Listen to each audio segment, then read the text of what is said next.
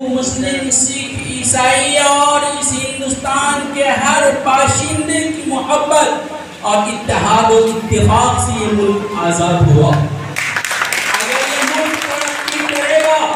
اگر یہ ملک ترقی کی راہ پر رہے گا، اگر یہ ملک آگے بڑھے گا اور اگر یہ ملک سدا ترقی کی پٹریوں پر رہے گا تو اس کے لیے بھی امن و شانتی کی ضرورت ہوگی، بھائی چارے کی ضرورت ہوگی، اتحاد اور اتفاق کی ضرورت ہوگی۔ جب تک ہمارا ملک اور ہمارے ملک کا ہر انسان ایک دوسرے سے پیار و محبت نہیں کرے گا، جان لیجئے ہمارا یہ ملک ترقی نہیں کر سکتا، ہمارا یہ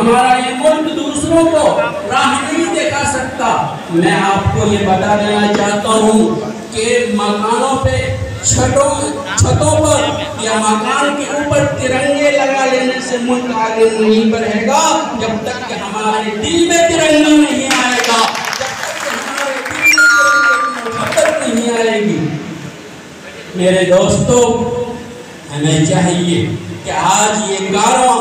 پٹنہ سے چل کر آیا ہے، دل کی گہرائیوں سے ہم اس کا استقبال کرتے ہیں، دل کی گہرائیوں سے استقبال کرنے کے ساتھ یہ یقین دلاتے ہیں کہ آپ قدم بڑھائیں، آپ کے قدم کے ساتھ ہمارا قدم ہوگا، آپ آگے بڑھیں، آپ کے شان کے ساتھ ہمارا شان ہوگا، آپ عزم و حوصلہ کے ساتھ آگے بڑھیں، ہم ہر وقت سایہ بن کر آپ کے ساتھ ہوں گے، اس لیے کہ ہم ہندوستانی ہیں اور ہندوستان کی ترقی ہمارے خون کے رگوں میں ہے۔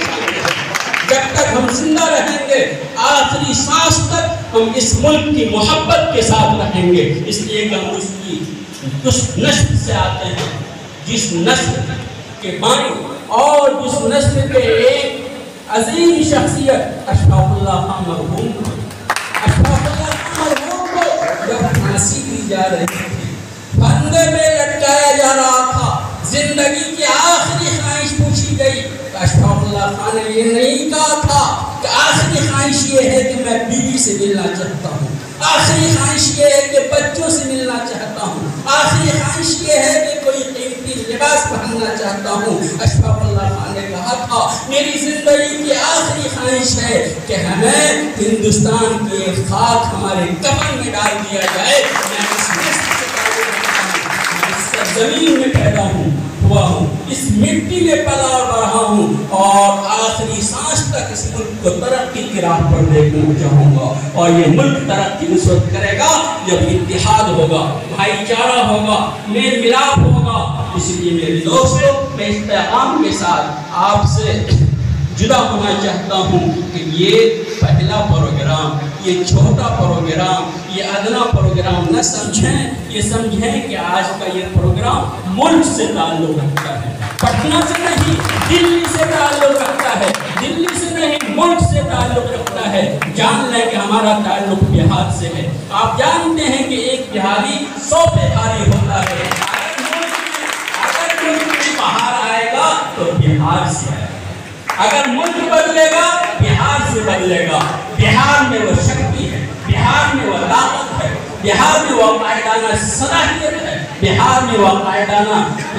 صلاحیت اور خوبی ہے۔ بہار چاہے تو دنیا میں پیغام دے سکتا ہے، دلی کو بدل سکتا ہے، ملک کو بدل سکتا ہے۔ میری دعا ہے کہ اتحاد اتفاق ہمارے ملک کے ہر انسان کے دل میں ہو، رگ و ریشہ میں ہو، اسی کے ساتھ جیے، اسی کے ساتھ میں آخر دعوانا الحمدللہ۔